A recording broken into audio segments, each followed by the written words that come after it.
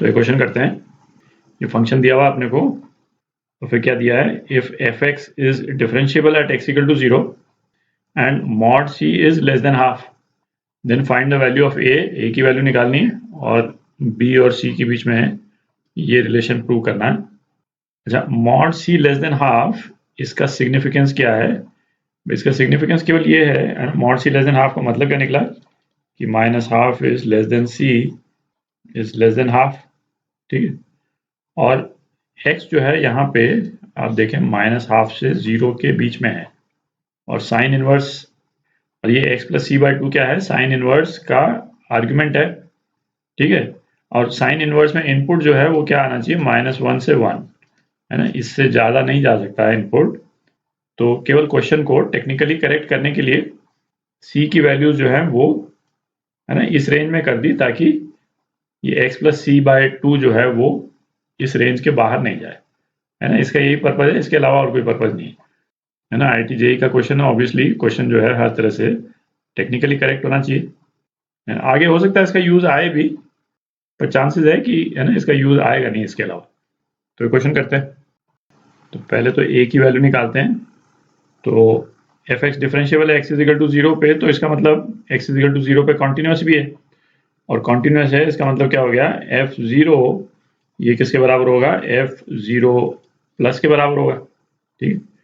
तो f0 जो है वो हमारा कितना दे रखा है, 1/2 दे रखा है, और f0 प्लस, है ना, ये क्या हो जाएगा, limit x tending to 0 plus e to the power ax/2 -1 upon x, ठीक।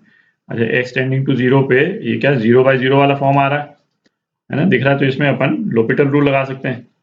तो ये क्या हो जाएगा, limit x tending to 0 plus, तो न्यूमरेटर को डिफरेंशिएट करते हैं, तो ये क्या आ जाएगा, a/2 e to the power ax/2, और नीचे इसको डिनोमिनेटर को डिफरेंशिएट कर दिया, 1 आ गया, ठीक। अब अपन लिमिट लगा सकते हैं, तो लिमिट लगाएंगे तो ये क्या हो जाएगा, ये आपका 1 हो जाएगा, ठीक। तो ये किसके बराबर हो गया, a/2, और a/2 यहाँ पे क्या है, 1/2 के बराबर है। तो a की क्या वैल्यू आ गई, a की वैल्यू 1 आ गई, ठीक है। तो ये तो a की वैल्यू आ गई, इसको अपन यहाँ नोट कर लेते हैं, a इज इक्वल टू 1। अब ये वाला एक्सप्रेशन देखते हैं। अच्छा, आपने को क्या दे रखा है, एफ एक्स जो है डिफरेंशिएबल है x इज इक्वल टू 0 पे, तो इसका मतलब क्या हो गया, left hand derivative f dash 0 minus, ये किसके बराबर होगा, right hand derivative f dash 0 plus के बराबर होगा, ठीक। तो f डैश 0 माइनस ये क्या हो जाएगा, sine inverse x, sine inverse x का डिफरेंशियल जो है वो क्या होता है, 1 upon under root 1 minus x square, ठीक है। तो इसको अपन क्या लिख सकते हैं, b upon under root 1 minus x plus c by 2 whole square, और इसमें लिमिट अपन क्या लगाएंगे, limit x tending to 0 minus, ठीक है। ये लेफ्ट हैंड डेरिवेटिव निकाल रहे हैं अपन, तो इसमें लिमिट अपन सीधा लगा ही सकते हैं, तो इसकी वैल्यू जो है क्या आ जाएगी, b upon under root 1 minus c/2 का स्क्वायर, ठीक है। ये अपने पास में क्या आ गया, f डैश 0 माइनस आ गया, लेफ्ट हैंड डेरिवेटिव, तो इसको अपन यहाँ पे लिख लेते हैं, फिर जगह बना लेते हैं। तो f डैश 0 माइनस ये क्या आ गया अपने पास, b upon under root 1 minus c/2 का स्क्वायर, ठीक है।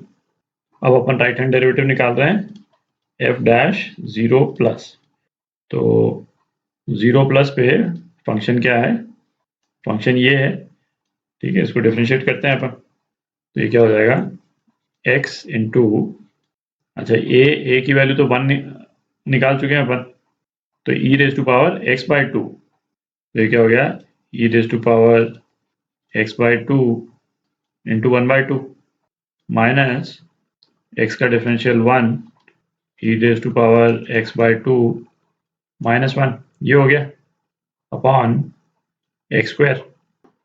अच्छा, इस वाले एक्सप्रेशन में क्या ये x/2 बार बार आ रहा है, तो x/2 को अपन अल्फा लिख लेते हैं, थोड़ा सिंप्लीफाइड एक्सप्रेशन हो जाएगा। तो ये एक्सप्रेशन क्या हो गया, alpha e to the power alpha minus e to the power alpha plus 1 upon x, x क्या है 2 अल्फा, तो ये 4 अल्फा स्क्वायर हो गया, ठीक है।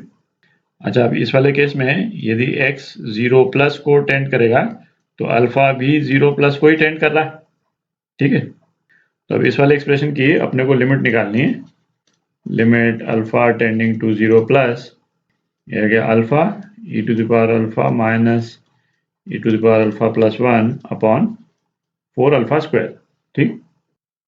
तो अल्फा 0 को टेंड कर रहा है तो ये 0 बाई 0 वाला फॉर्म हो गया, दिख रहा है ना। ये फर्स्ट टर्म 0 हो गई, ये -1 प्लस 1 ऊपर 0 और नीचे 4 अल्फा स्क्वायर, ये भी 0 है ना। तो 0 बाई 0 वाला फॉर्म है, तो लोपिटल रूल लगा लेते हैं। तो limit alpha tending to 0 plus, है ना, ऊपर का डिफरेंशियल, तो ये क्या हो जाएगा e to the power alpha, है ना, अल्फा को डिफरेंशिएट किया plus alpha e to the power alpha, है ना, e to the power alpha का differential into alpha minus e to the power alpha ये, और 1 का डिफरेंशियल 0, और नीचे क्या आ जाएगा 8 अल्फा आ जाएगा, ठीक। तो ये दोनों कैंसिल आउट हो गए और इस अल्फा से ये अल्फा कैंसिल आउट हो गया।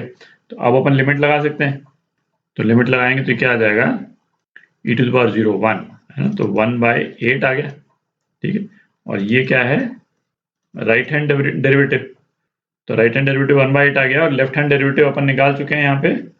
लेफ्ट हैंड डेरिवेटिव ये इस एक्सप्रेशन के बराबर, तो इसको इक्वेट कर देते हैं b upon under root 1 minus c/2 का स्क्वायर, ठीक है।